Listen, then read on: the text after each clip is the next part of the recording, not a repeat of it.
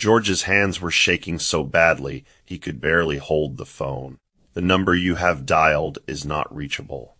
Again, he stared at the screen as if it would suddenly confess that this was all a mistake. Sweat rolled down his temple despite the cool afternoon breeze. Just weeks ago, he had toasted to becoming made for life. Just weeks ago, he had laughed about multiplying his fortune beyond imagination. Now the office address he rushed to stood like a cruel joke. "No company by that name operates here," the receptionist told him firmly. He forced a laugh. "That's impossible. I signed documents here." But the laughter died in his throat when they repeated it. There was no such business. No investor. No records. His stomach dropped. His entire savings. Every cent gone. The police station confirmed what he was too afraid to accept. It was a scam, carefully crafted, professionally executed, irretrievable. George staggered out of the station in disbelief, his mind racing. How could this happen to him? A seasoned engineer, a man who once prided himself on precision. He had invested everything, every single thing. If only he had listened. With trembling legs, he rushed home to tell Amanda, the one person who had warned him, begged him, and pleaded with him to be cautious. But when he opened the door, silence greeted him. No footsteps, no soft hum from the kitchen, no scent of flowers. Just an envelope resting on the dining table. She was gone. In that letter, Amanda poured out the pain she had swallowed for months. She reminded him of every insult, every time he mocked her caution, every moment he chose pride over partnership. She told him she would not drown in a ship he insisted on steering toward destruction. She asked him never to look for her. George collapsed to his knees. The money was gone. The applause was gone. The woman who stood by him when he had nothing was gone. And the woman who celebrated him when he had everything. She slammed her door in his face the next day, telling him she did not date broke men. That was the day George understood, too late, that wealth without wisdom is a ticking clock. But how did a respected engineer in the lively city of Cloverfield lose everything, his fortune, his reputation, and the love of his life? How did gratitude turn into arrogance, and blessing into ruin? Sit back, relax, and let us delve into this interesting and remarkable story. Cloverfield had a rhythm of its own, a lively pulse that echoed through its crowded sidewalks and narrow balconies where laundry swayed like gossiping flags in the breeze. It was a city where secrets had short legs and rumors could outrun the morning sun. People rarely minded their business. They minded everyone else's with enthusiasm, from the fruit seller who knew which family argued the night before, to the tailor who could recount who paid in cash and who paid in pride. Cloverfield thrived on stories, and among the stories that warmed the city's heart in those days was the marriage of George and Amanda. They were the couple people pointed at with a mixture of admiration and curiosity.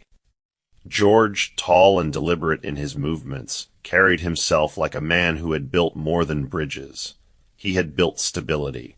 As a civil engineer, his name was often mentioned in meetings where roads were planned and buildings sketched into existence. Amanda, on the other hand, carried softness like a crown. Her flower shop sat at the corner of Maple Crescent, its wide windows always dressed in petals of every color, like a quiet celebration of life. The scent of fresh roses and lilies drifted into the street each morning, and customers often lingered longer than necessary, not just to buy flowers but to absorb the warmth she radiated.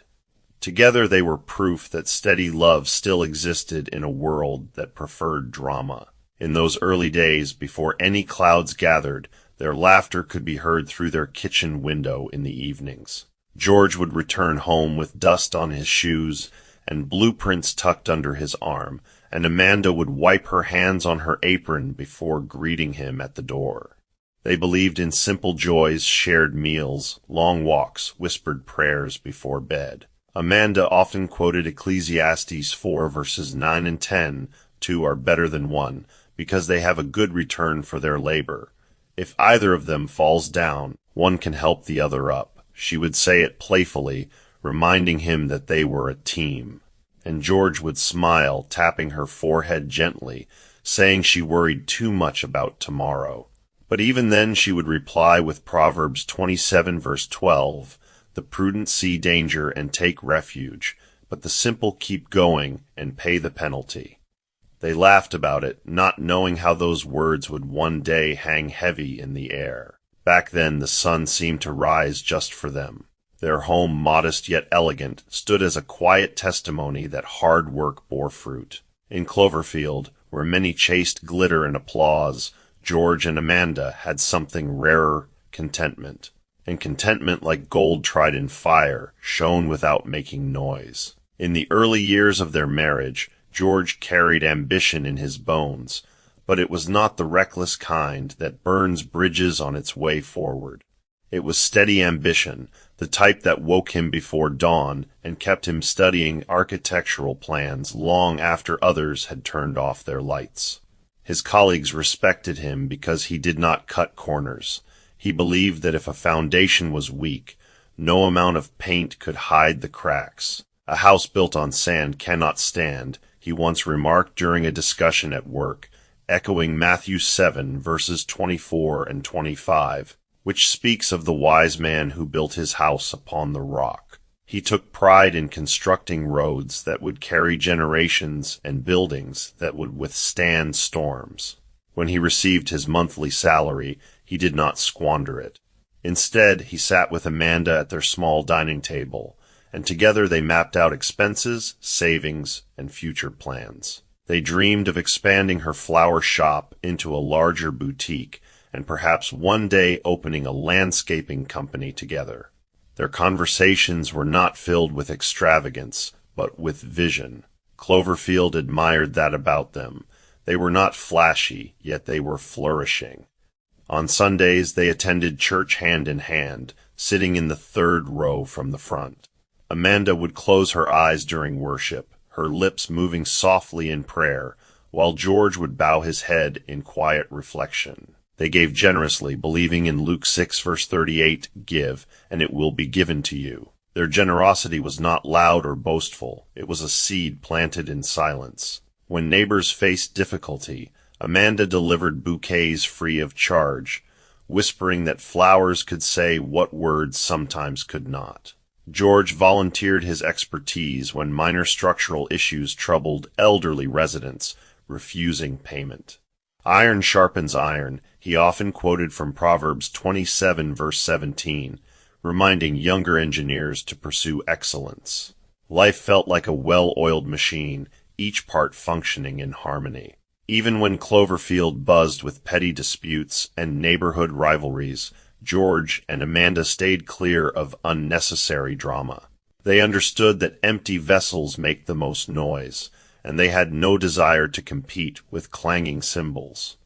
Their evenings were filled with soft music and shared stories, rather than loud arguments. Friends envied the balance they seemed to maintain so effortlessly. Little did anyone know that seasons can change without knocking, and even the strongest trees must face the wind.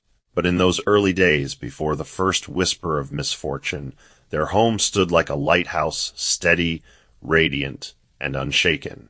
Amanda's flower shop was more than a business. It was her ministry, though she never called it that aloud. Every bouquet she arranged carried intention. White lilies for comfort, red roses for devotion, sunflowers for hope. She believed beauty could mend what bitterness tried to break. Early each morning, she would unlock the shop before the sun had fully stretched across Cloverfield's skyline. Dew still clung to petals delivered at dawn, and the cool air smelled like promise. She moved gracefully between buckets of fresh blooms, trimming stems and humming hymns under her breath. Customers often confided in her without realizing they were doing so. A man buying anniversary flowers would confess his fear of losing his wife's affection. A mother ordering a graduation bouquet would speak of sleepless nights spent praying for her child's success. Amanda listened without judgment, offering gentle encouragement rooted in Jeremiah 29 verse 11. For I know the plans I have for you. She would say softly, plans to prosper you and not to harm you, plans to give you hope and a future. Cloverfield might have thrived on gossip, but inside that shop, burdens were laid down and replaced with petals. George admired her patience.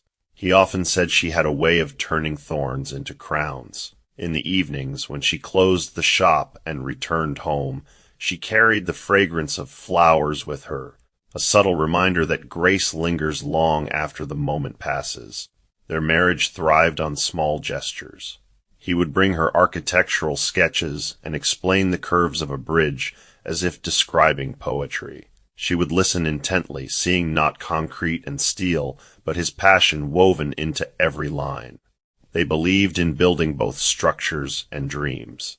Money was sufficient, not excessive, yet it flowed steadily enough to meet their needs and allow modest pleasures.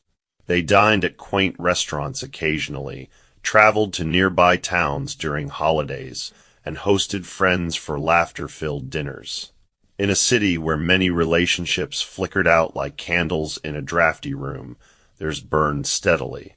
Amanda often reminded herself of 1 Corinthians 13 verse 7, love bears all things, believes all things, hopes all things, endures all things. She wore those words like invisible armor. And George, though practical by nature, cherished her faith because it anchored him. Their union was not built on glitter but on grit, not on noise but on nurture. The city admired them, perhaps even envied them, yet they remained unaware of the silent currents that life sometimes hides beneath calm waters. In that season, their story read like a gentle melody, unbroken and unhurried. Evenings in their home carried a sacred stillness that felt untouched by the chaos of Cloverfield's restless chatter. After dinner, they would sit on their modest balcony overlooking Maple Crescent, watching the city lights blink awake one by one.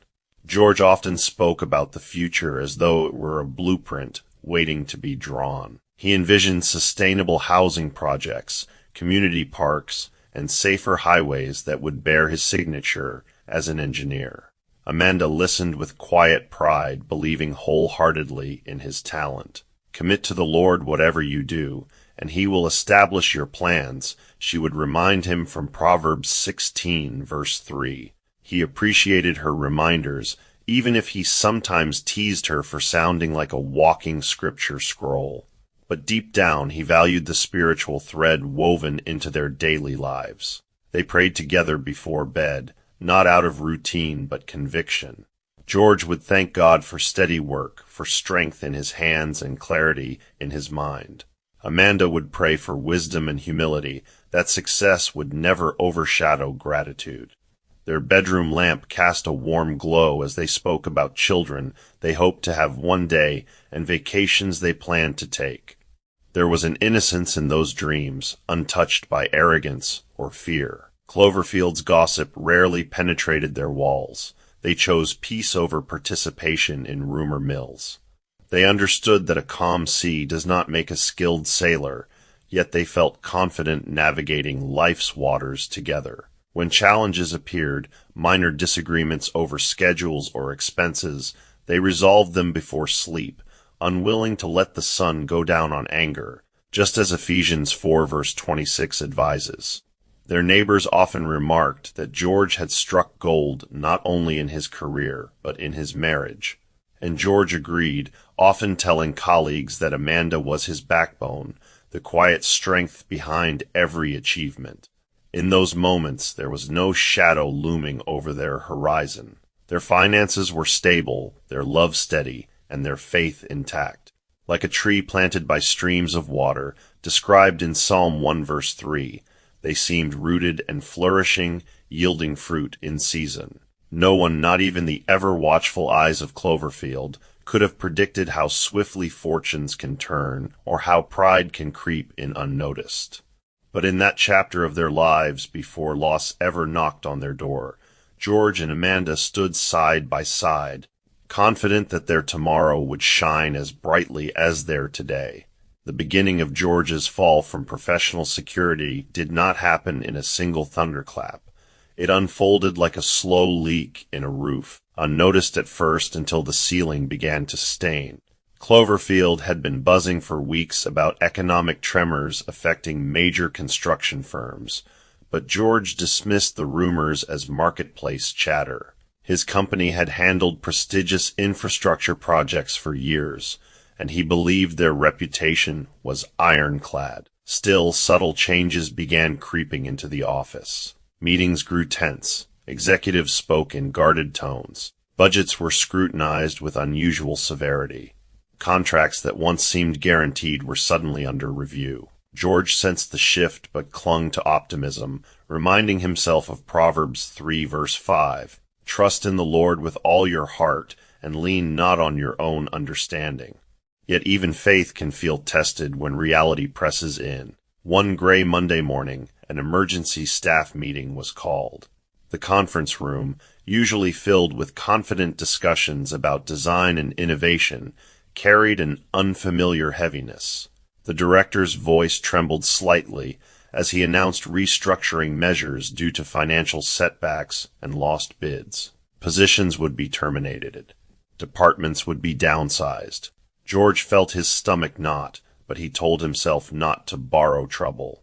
When his name was finally read among those affected, it was as if the ground shifted beneath him. Years of loyalty dissolved into a brief handshake and a sealed envelope. Walking out of the building that afternoon, holding a cardboard box with personal belongings, he felt exposed under Cloverfield's bright sky. The same streets he had once driven through proudly now seemed to stare back at him. News travels fast in a city that thrives on speculation, and by evening whispers had begun. Some said the company had overreached. Others speculated mismanagement. A few quietly suggested that perhaps George had seen this coming. Pride prevented him from explaining the full story. At home, Amanda listened without panic. She reached for his hand and quoted Psalm 34, verse 19. "The righteous person may have many troubles, but the Lord delivers him from them all." Her calm steadied him temporarily, but deep inside, a seed of fear had been planted. For the first time in years, George felt uncertain about tomorrow. He had built roads meant to last decades, yet his own path suddenly seemed fragile. The envelope on the table felt heavier than concrete, and though he tried to mask his anxiety, he knew life had quietly pivoted in a direction he had never anticipated. In the weeks that followed, George attacked unemployment with determination. He updated his resume meticulously, highlighting every project completed, every commendation earned, every milestone achieved. He contacted former colleagues, reached out to contractors, and scanned job listings until his eyes ached. Cloverfield's corporate landscape, however, had grown tighter than a drum. Companies were freezing hiring processes. Others preferred younger engineers willing to accept lower pay. George attended interviews dressed sharply, answering technical questions with precision, yet the responses that followed were painfully similar. "We'll get back to you." Those words soon felt like a polite way of saying no. Each rejection chipped away at his confidence. Amanda remained his quiet pillar, reminding him of Romans 8 verse 28. "And we know that in all things God works for the good of those who love him." Still, faith did not pay bills. Savings began to shrink. Subscriptions were canceled. Dining out ceased. The expensive watch he once admired now sat untouched in a drawer, a silent reminder of better days. Cloverfield's neighbors, with their ever-watchful eyes, began to notice changes. George was home more often during hours he used to be away. The car remained parked in the driveway. Casual greetings carried subtle undertones of curiosity. He told himself not to mind idle talk, but even the strongest armor can feel cracks when pride is wounded. Days turned into months, and opportunities remained scarce. George expanded his search beyond Cloverfield, sending applications to firms in neighboring cities. He spent late nights writing cover letters, tailoring each one with care, hoping effort would tilt the odds in his favor. Yet replies came back thin as air. At times he wrestled with doubt, recalling James 1 verse 3, because you know that the testing of your faith produces perseverance. Perseverance, however, felt like pushing a boulder uphill. He tried freelance consulting, offering his expertise at reduced rates, but projects were few and far between. The once confident engineer began waking later, motivation draining slowly, like sand through fingers. Amanda encouraged structure in his days, suggesting routines to keep his spirit from sinking. Though grateful for her support, George felt the sting of dependence. The weight of responsibility pressed heavily on his shoulders. Providing had been his badge of honor, and now that badge felt tarnished. Despite his relentless applications, doors remained stubbornly closed, and he began to realize that hard work alone could not force them open. As financial strain tightened its grip, adjustments within their household became unavoidable. Amanda proposed practical steps without complaint. The luxury car, once a symbol of accomplishment, was sold to ease mounting expenses. They downsized their grocery lists, choosing necessity over indulgence. Electricity usage was monitored carefully, and evenings were often spent in quiet reflection rather than entertainment. George wrestled internally with feelings he had never confronted before. It is one thing to read about humility and another to swallow it. Proverbs 16 verse 18, "Pride goes before destruction, a haughty spirit before a fall," echoed faintly in his mind, though he resisted seeing himself in that warning. He had not been arrogant, he reasoned, just confident. Yet unemployment stripped away layers of identity he had unknowingly wrapped around himself. Cloverfield continued its lively routine, but he felt detached from its rhythm.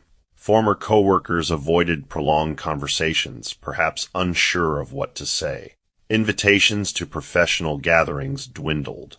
George filled his days with job applications and networking attempts, but evenings grew heavier. Amanda's flower shop struggled too. With economic downturn affecting the city, fewer customers splurged on elaborate bouquets. Still, she maintained grace under pressure, often reminding him of Philippians 4 verse 19, "And my God will meet all your needs according to the riches of his glory." She believed provision could come through unexpected avenues. George wanted to share her optimism, yet disappointment lingered like a shadow. He found himself staring at the ceiling at night, calculating expenses repeatedly, as though numbers might rearrange themselves. The savings account that once symbolized security dwindled steadily. He attempted small construction consultations from home, but clients negotiated fiercely, aware of his situation. The shift from respected engineer to unemployed applicant bruised his ego. Though he tried to mask frustration, it seeped into conversations. Amanda absorbed his moods patiently, refusing to let discouragement infect their unity. She reminded him that storms reveal the strength of foundations. He nodded, though inside he questioned whether his own foundation was as solid as he once believed. Life had not ended, but it had undeniably shifted.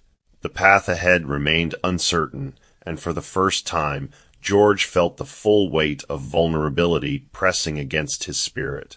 Months stretched longer than expected, and the silence from potential employers became almost deafening.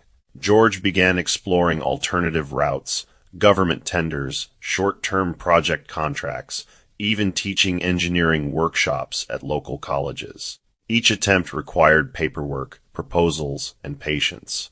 Sometimes he returned home from meetings with forced optimism, only to receive rejection emails days later. The pattern became exhausting. He prayed more fervently, recalling Isaiah 40 verse 31, "But those who hope in the Lord will renew their strength. They will soar on wings like eagles." Yet soaring felt distant. He felt more like a bird grounded by clipped wings. Amanda continued encouraging him, never allowing despair to settle permanently. She adjusted the flower shop inventory creatively, offering smaller, affordable arrangements to maintain steady sales. Their partnership, once defined by abundance, was now defined by endurance. Cloverfield's gossip machine continued humming in the background, speculating about when George might bounce back. Some expressed genuine concern, others masked curiosity as sympathy. George learned firsthand that when it rains, it pours, and umbrellas are scarce. Still, he refused to surrender entirely. He attended networking events despite embarrassment, introduced himself to unfamiliar faces, and followed up on every faint lead. There were moments he questioned his worth, wondering whether the industry had moved on without him.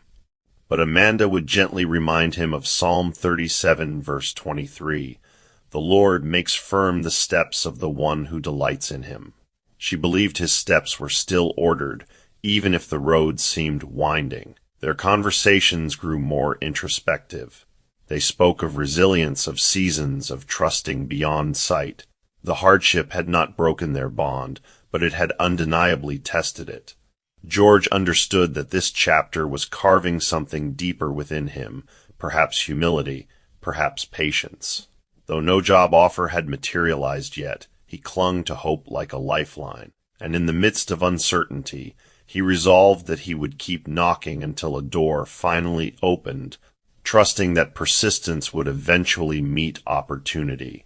The call came on an ordinary afternoon, when hope had almost grown thin from being stretched too long. George had just returned from a meeting he did not expect much from, a mid-sized infrastructure proposal involving a highway extension outside Cloverfield. He had submitted the bid weeks earlier, pouring into it every ounce of expertise he had accumulated over the years. When his phone rang and the project director's voice came through with congratulations, George froze, unable to respond for a moment. The contract had been awarded to him, not as an assistant, not as a consultant, as the lead engineer. The compensation was staggering, far beyond what he had anticipated. For a second, he felt as though the clouds that had hovered over him for months parted with divine precision. Amanda was arranging fresh carnations in the shop when he rushed in, breathless and wide-eyed. Without caring who watched, he lifted her in his arms and spun her around, laughter spilling into the street. Cloverfield, ever alert, noticed the change immediately. By evening, neighbors were already whispering that George had landed something big. That night they knelt beside their bed and prayed with tears in their eyes. Amanda quoted Psalm 126, verse 3, "The Lord has done great things for us, and we are filled with joy."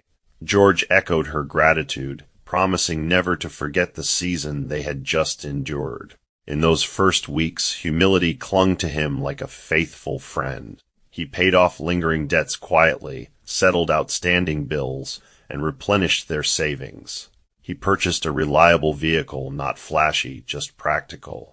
He upgraded equipment at Amanda's shop so her business could flourish. He even increased their giving at church, recalling Luke 12, verse 48, "From everyone who has been given much, much will be demanded." He spoke of stewardship, of second chances, of never taking provision for granted again. Cloverfield admired his composure. He walked with measured confidence, not arrogance. The project consumed his days, and he approached it with meticulous care, determined to prove himself worthy of the opportunity. Amanda felt relief settle over their home like a warm blanket. Laughter returned to their evenings. Their meals felt abundant again. It seemed as though the long winter of uncertainty had finally broken into spring. For a time, gratitude anchored them both. But wealth has a subtle way of testing the heart, and sometimes blessings arrive carrying lessons disguised as rewards. As payments from the contract began flowing into George's account, something within him started to shift, almost imperceptibly at first. The numbers on his bank statement were unlike anything he had seen before, and each deposit felt like a validation of his resilience. Cloverfield's tone toward him changed as well. Former colleagues who once kept their distance now reached out warmly. Invitations to exclusive gatherings appeared. Compliments came easily. At first, George handled the attention with grace. He maintained his routines, continued overseeing the project diligently, and spoke humbly about perseverance. Yet slowly, like a drop of ink spreading in water, pride began tinting his thoughts. He upgraded his wardrobe, convincing himself it was necessary to match his new status. Then came a luxury watch, more expensive than the one he had once left untouched in a drawer. He reasoned that he deserved it after enduring hardship. Amanda noticed the shift but chose her words carefully. She reminded him of Proverbs 11 verse 28, "Those who trust in their riches will fall, but the righteous will thrive like a green leaf." He brushed off her concern lightly, assuring her that he understood balance. Soon, however, balance began slipping through his fingers. Dinners moved from modest restaurants to high-end establishments where bills arrived like bold statements. Travel plans expanded from nearby towns to international destinations.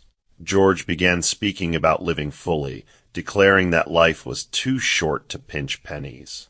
Cloverfield's gossip mill roared with admiration and envy. Some praised his comeback story. Others speculated how long it would last.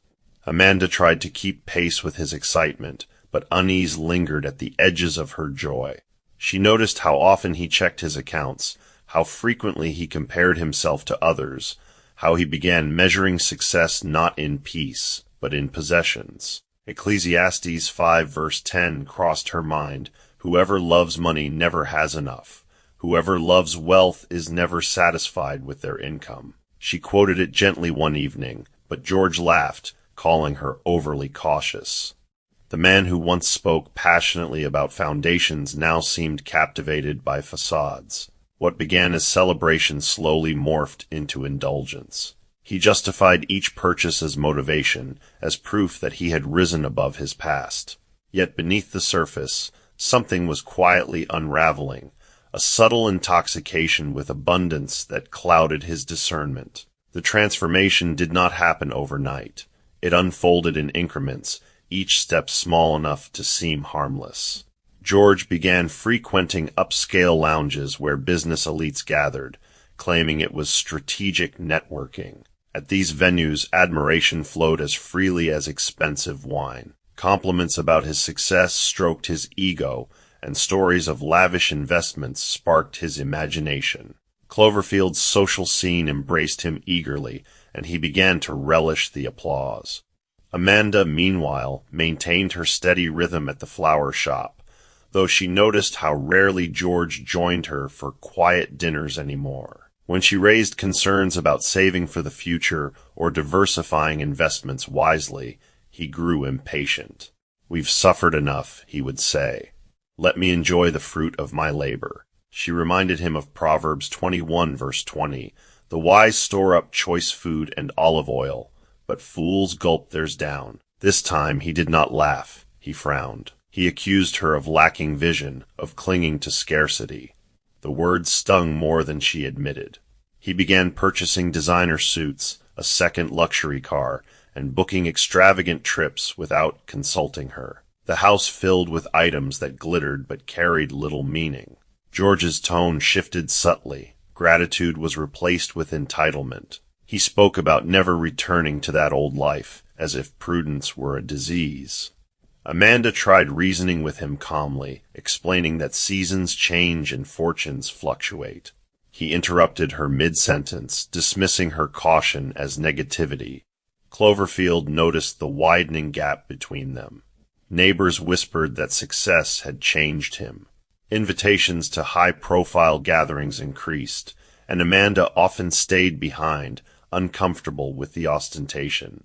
George no longer prayed as fervently as before. His conversations revolved around profits, status, and expansion. 1 Timothy 6 verse 9 seemed to echo faintly in Amanda's heart. Those who want to get rich fall into temptation and a trap and into many foolish and harmful desires. She did not confront him harshly. Instead, she prayed quietly, hoping wisdom would anchor him before the tide carried him too far. But pride, once fed, grows bold. George's appetite for luxury expanded with each compliment received. The humble engineer who once counted blessings carefully now counted accolades. And as the saying goes, when the head swells, the heart shrinks. Cloverfield watched with fascination, unaware that the seeds of excess were already taking root beneath the polished surface of his new life. It was during one of those glittering evenings that George met Vivian. She entered the room like a spark in dry grass, bold, vibrant, impossible to ignore. Her laughter rang above the hum of conversation, and her presence commanded attention effortlessly.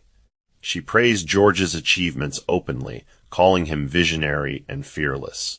Unlike Amanda, who counseled caution, Vivian celebrated extravagance. She spoke of investments that promised quick returns and lifestyles that refused moderation. George felt seen in a way that flattered his growing ego. Cloverfield soon noticed them appearing together at social events, their chemistry obvious. At first, George dismissed any suggestion of impropriety, claiming she was simply a business associate. But admiration has a way of blurring lines. He began spending more time in her company, treating her to expensive dinners and lavish gifts under the guise of networking. Amanda sensed the distance widening further. When she attempted to discuss their future seriously, George cut her off sharply, accusing her of being an agent of doom. The phrase lingered painfully in her ears. He insisted she should celebrate rather than criticize. Proverbs 18 verse 16 surfaced in his mind. A gift opens the way and ushers the giver into the presence of the great, and he twisted it to justify his generosity toward Vivian. Meanwhile, Amanda clung to James 1 verse 5. If any of you lacks wisdom, you should ask God, who gives generously to all without finding fault. She prayed fervently for discernment, for intervention, for restoration. But George seemed intoxicated not only by wealth, but by validation. He began dismissing Amanda's input entirely, seeking Vivian's approval instead. The home that once echoed with shared dreams now carried tension and silence. Cloverfield's gossip intensified, feeding on speculation. George felt unstoppable, convinced he had finally arrived at a level beyond caution. Yet beneath the sparkle of his new associations, cracks were forming, cracks Amanda could see clearly, though her warnings fell on deaf ears. Wealth had shifted from blessing to blindfold, and George, unaware of how far he had drifted, sailed confidently into waters he did not fully understand. Amanda's prayers became longer as George's temper grew shorter. Each night, after he drifted into restless sleep, she remained awake by the edge of the bed, whispering into the quiet darkness. She did not pray for wealth, she prayed for wisdom to return to the man she once knew. With folded hands and tear-filled eyes, she repeated 2 Chronicles 7 verse 14, "If my people, who are called by my name, will humble themselves and pray and seek my face and turn from their wicked ways, then I will hear from heaven."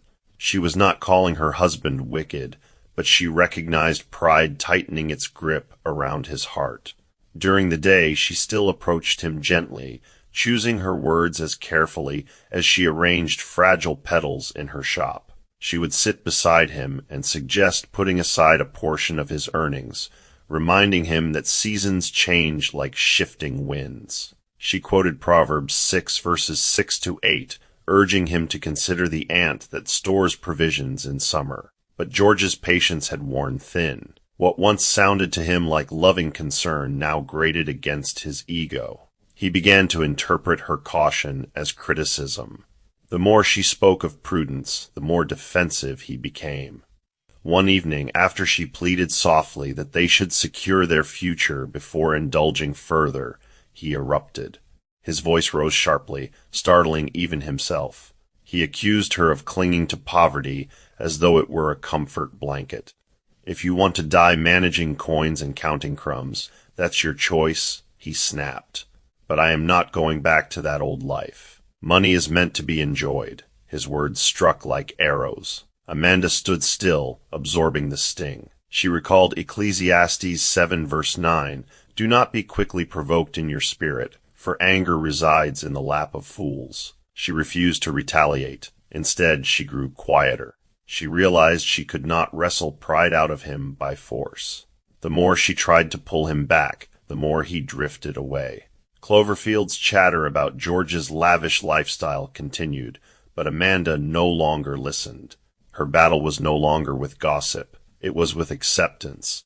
She began to understand that sometimes love means knowing when to step back. She continued praying, yet deep within, she sensed that her words were bouncing off walls that had grown too thick to penetrate.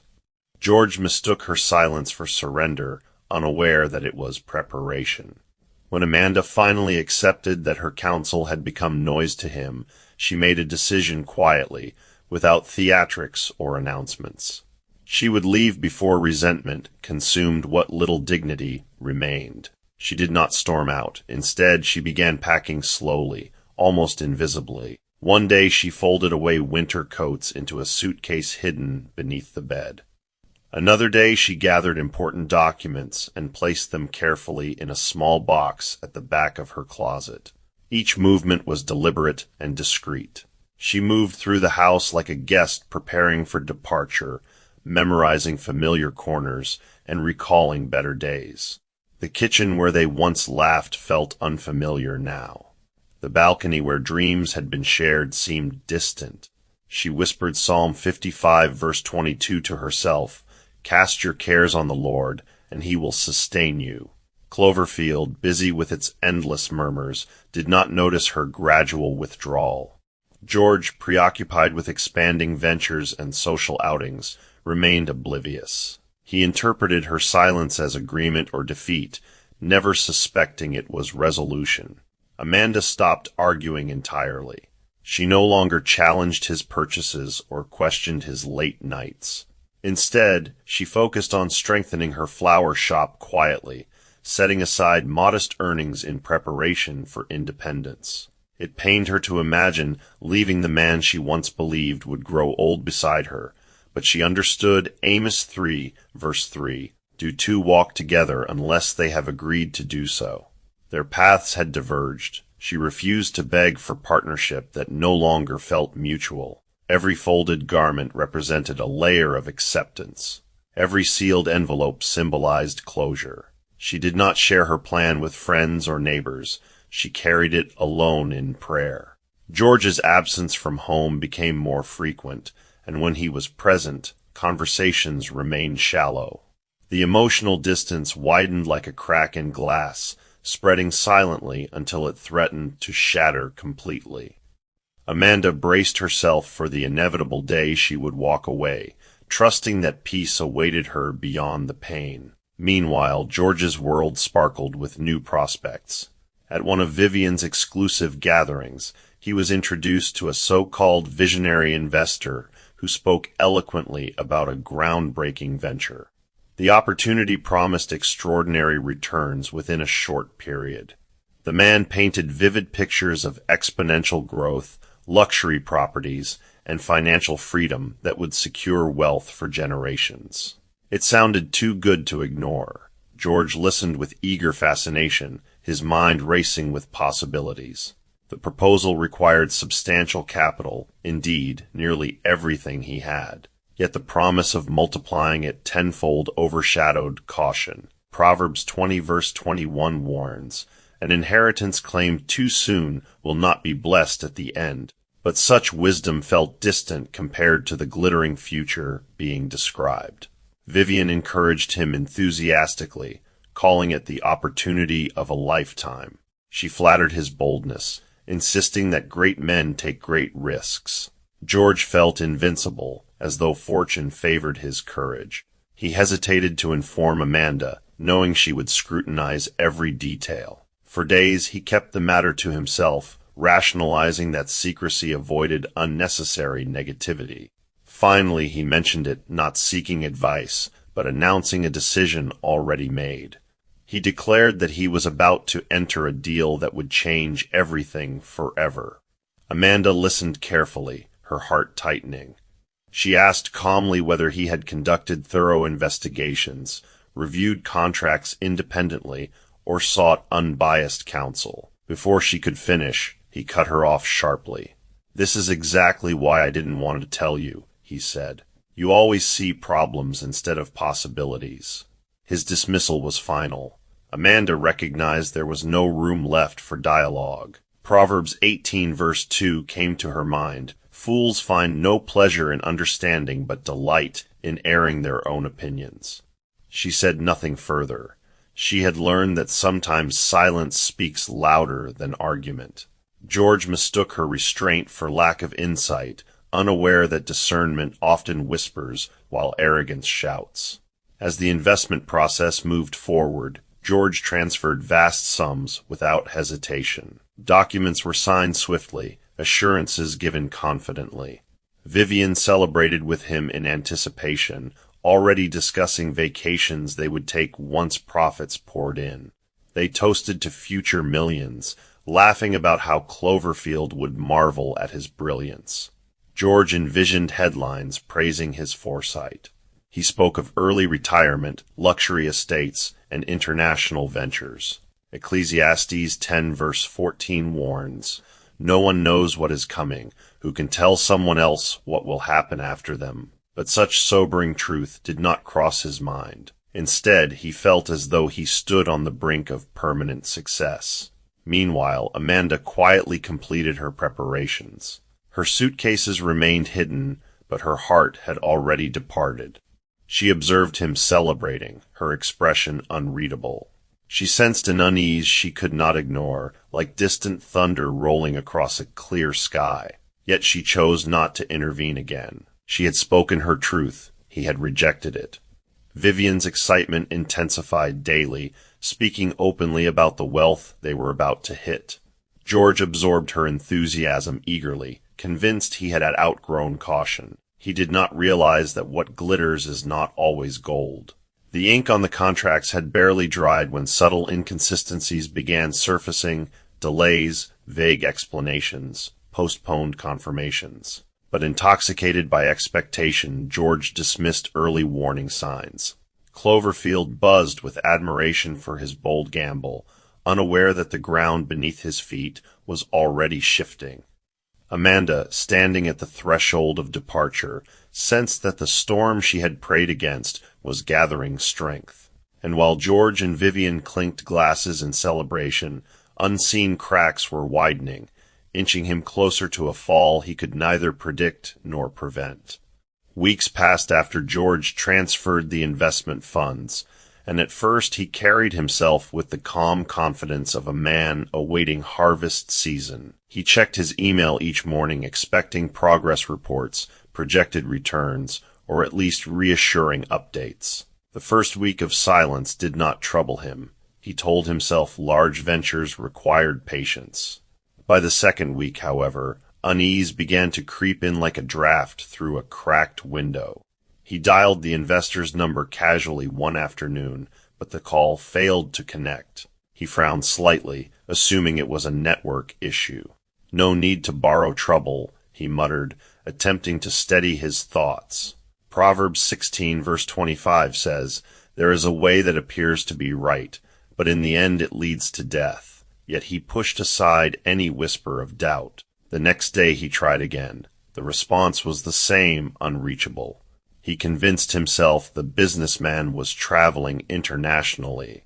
Another day passed, then another.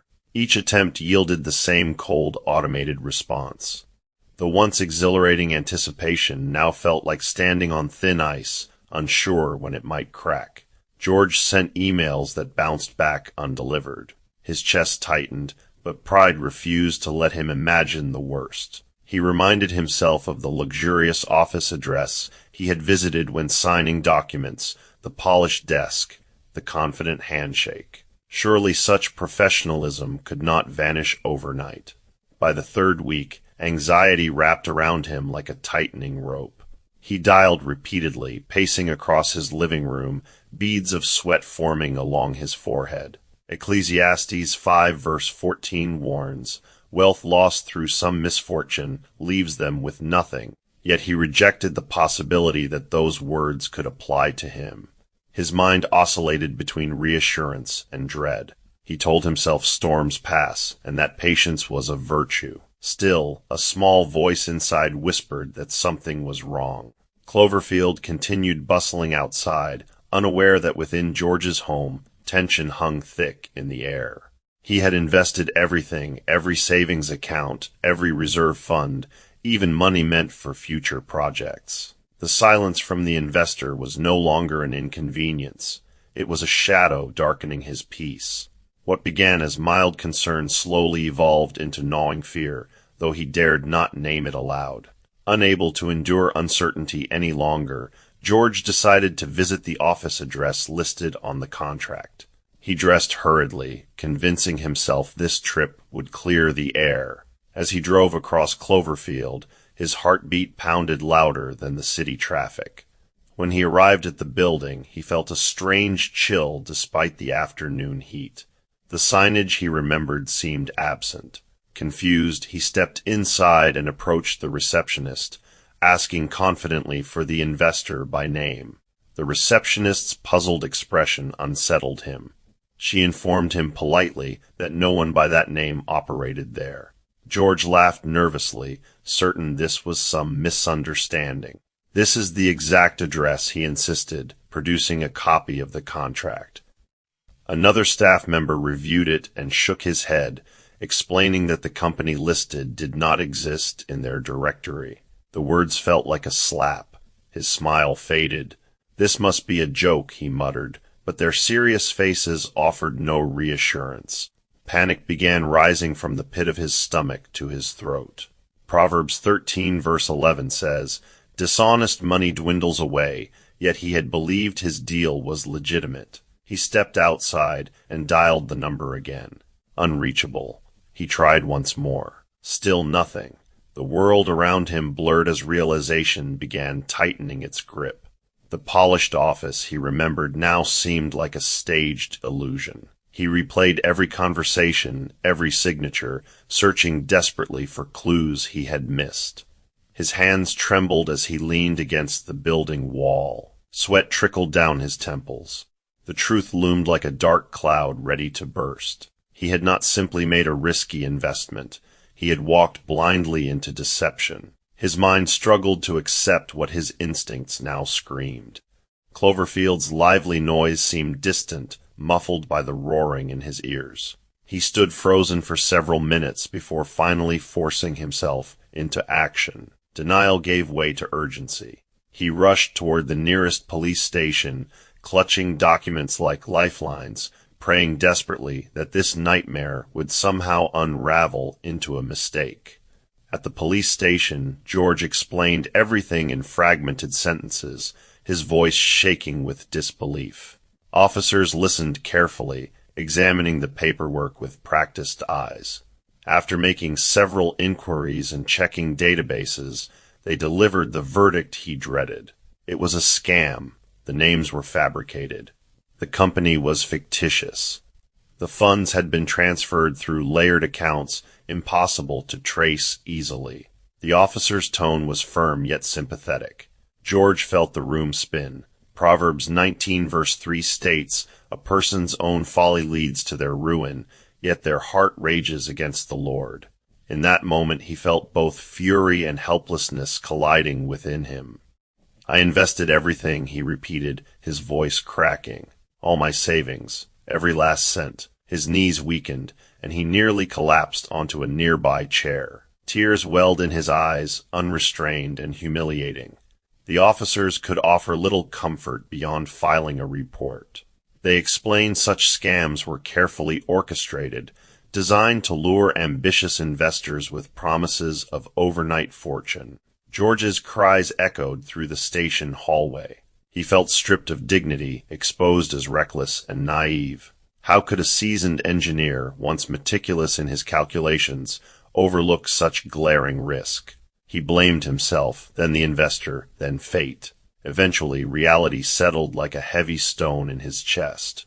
The wealth he flaunted, the money he had risked to multiply, gone, completely erased. He stumbled out of the station in a daze, the bright sunlight mocking his internal darkness. If only he had listened, if only he had slowed down. Regret clawed at him fiercely. His thoughts turned immediately to Amanda. She had warned him repeatedly, pleaded with him to investigate thoroughly. He imagined her reaction, the pain in her eyes.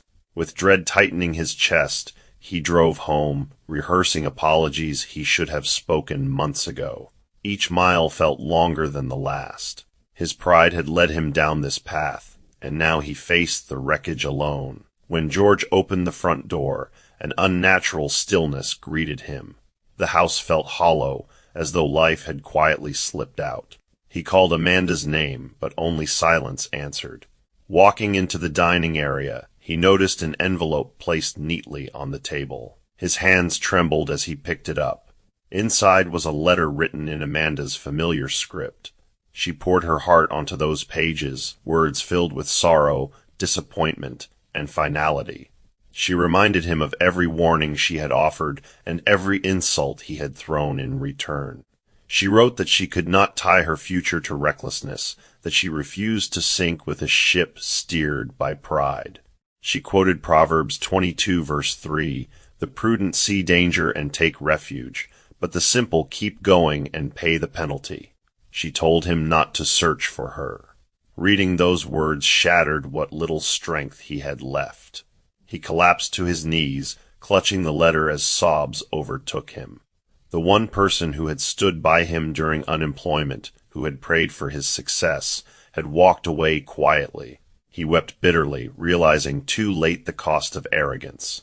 The next morning, desperate and hollow-eyed, he went to her flower shop, but it had been handed over to a relative temporarily. Amanda was nowhere to be found. With dwindling hope, he drove to Vivian's residence. She opened the door with irritation already visible in her expression. News of his loss had traveled fast in Cloverfield. Before he could explain, she cut him off sharply, accusing him of embarrassing her. "You have nothing now," she said coldly. "I don't date broke men." Her words were harsher than any insult Amanda had ever spoken. She ordered him to leave and never return. George stood there, stunned, the realization sinking in that admiration built on wealth disappears when wealth evaporates. After everything he had spent on her, after every gift and lavish outing, she dismissed him without hesitation. He walked away slowly, feeling as though the world had caved in.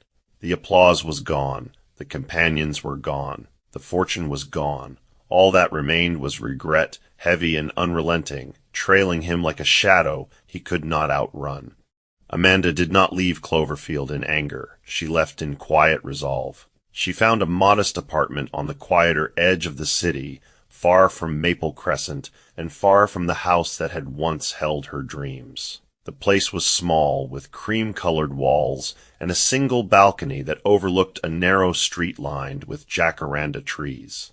It was not luxurious, but it was peaceful. The first night she slept there, the silence felt unfamiliar, yet it did not frighten her. It felt honest. She arranged her belongings slowly, placing her folded clothes into a wooden wardrobe and setting her Bible on the small bedside table. When she knelt to pray, her tears were no longer frantic. They flowed steadily, like a river that had accepted its course. She whispered Psalm 147 verse 3, "He heals the broken-hearted and binds up their wound," believing that healing would come not all at once, but layer by layer. In the days that followed, she reopened her flower business on a smaller scale, renting a humble stall in a quieter market district. The customers were fewer, but their appreciation was sincere.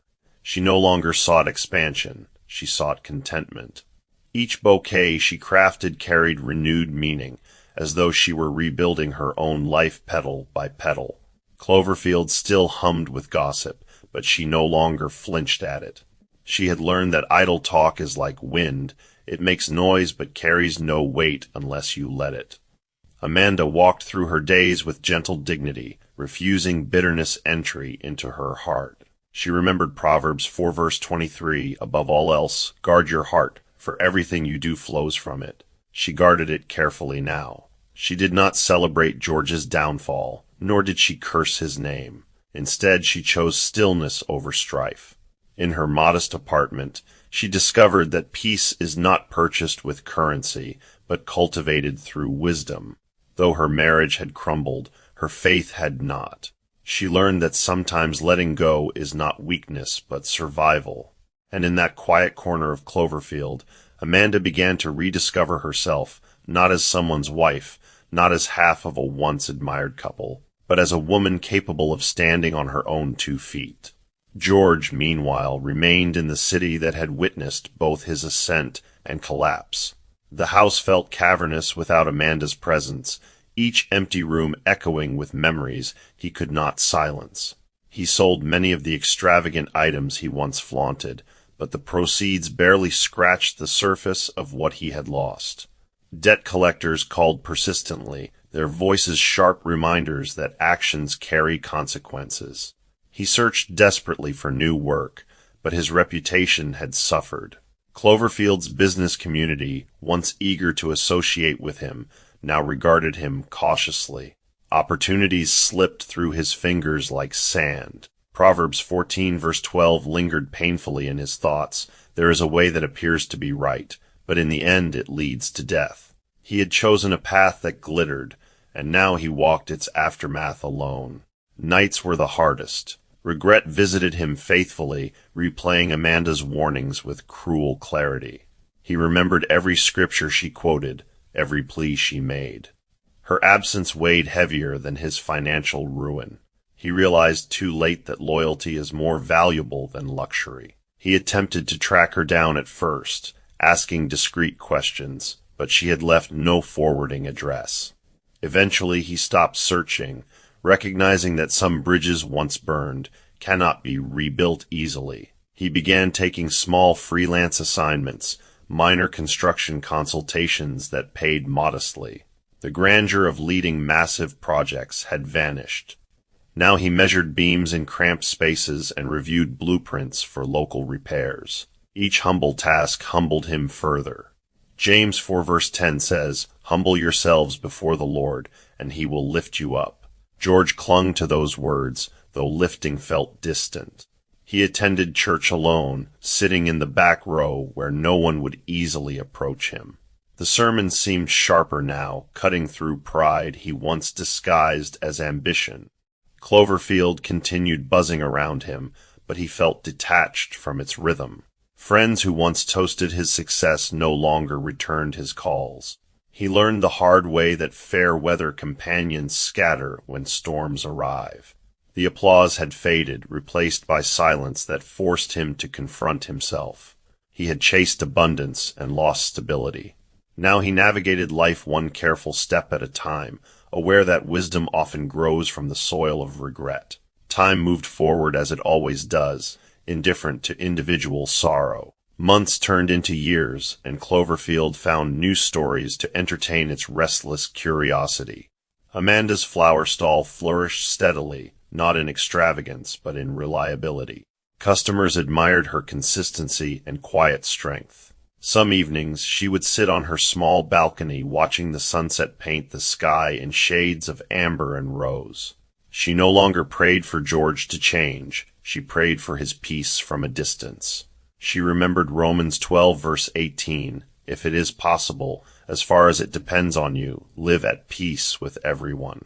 She had done her part. Forgiveness, she discovered, did not require reunion. It required release. She released anger gradually, like loosening knots in a rope. Occasionally, she would hear fragments of news about George through Cloverfield's endless grapevine, but she did not pursue details. She had closed that chapter with intention. Meanwhile, George's life became a lesson in quiet endurance. He downsized to a smaller apartment, selling the once grand house that had symbolized his pride. Each transaction felt like shedding another layer of illusion. He adopted a simpler routine, waking early to review small contracts and spending evenings in reflection rather than revelry. Proverbs 15 verse 16 echoed, often in his mind, "Better a little with the fear of the Lord than great wealth with turmoil." He understood that verse now in ways he never had before. Regret remained his constant companion, not as a dramatic storm, but as a steady drizzle. He sometimes passed by the market district, unknowingly near Amanda's stall, but never saw her. Perhaps fate spared them from crossing paths. Cloverfield's streets, once stages for his display of success, became quiet avenues of contemplation. He walked them without fanfare, no longer seeking admiration. In losing everything, he had gained clarity, though clarity came at a steep price. He had mistaken applause for affirmation and extravagance for achievement. Now he understood that true prosperity is measured not by possessions, but by peace. In the end, Amanda built a life marked by simplicity and stability. She cultivated friendships rooted in sincerity rather than status. Her laughter returned gradually, softer but more grounded. She discovered that solitude can be a sanctuary when filled with purpose. On Sundays, she continued attending church, her faith strengthened rather than shaken. She often meditated on Philippians 4 verses 11 to 12, where Paul speaks of learning to be content in any circumstance. Contentment became her quiet triumph. George, on the other hand, carried the weight of missed wisdom. Though he rebuilt modestly, he never regained the height he once flaunted. The scars of his choices remained visible in his cautious demeanor and measured speech. He learned to listen more and speak less. He no longer dismissed advice, having tasted the bitterness of arrogance. Yet the absence of Amanda lingered as the deepest loss of all. He would sometimes sit by his window at night, staring at Cloverfield's glowing skyline, reflecting on how swiftly fortune had slipped through his grasp. Galatians 6 verse 7 resonated painfully within him. Do not be deceived. God cannot be mocked. A man reaps what he sows. He had sown pride and reaped isolation. Cloverfield moved on as cities always do, but George remained marked by his past. Amanda lived peacefully, her heart lighter without constant turmoil. George lived thoughtfully, his steps slower, his ambitions tempered by memory. Their paths never intertwined again. One found quiet fulfillment, the other carried enduring regret. And in the lively city that once celebrated and scrutinized them both, life continued its restless rhythm, indifferent yet instructive to anyone willing to observe closely. Dear listeners, wealth is not the enemy, pride is. Money can amplify wisdom, but it can also magnify foolishness. George did not fall because he prospered. He fell because he stopped listening. The same humility that carried him through hardship could have preserved him in abundance. When success begins to silence counsel, destruction is already knocking at the door. Proverbs 16 verse 18 warns, pride goes before destruction, a haughty spirit before a fall. That scripture is not poetry, it is principle. Never despise the voice that cautions you in your rising season. The person who tells you to slow down, to investigate, to save for tomorrow, is not your enemy. They are your safeguard. Proverbs 11 verse 14 says, for lack of guidance a nation falls, but victory is won through many advisers. When you reject wise counsel because it bruises your ego, you are digging your own pit. And remember this, people who celebrate you only when you have something to offer are not companions, they are consumers. True loyalty stands in famine as well as in feast. Guard your heart, guard your character, and guard your humility. Money can be regained. Reputation can sometimes be rebuilt. But the peace that comes from wisdom is priceless. Choose humility before life forces it upon you.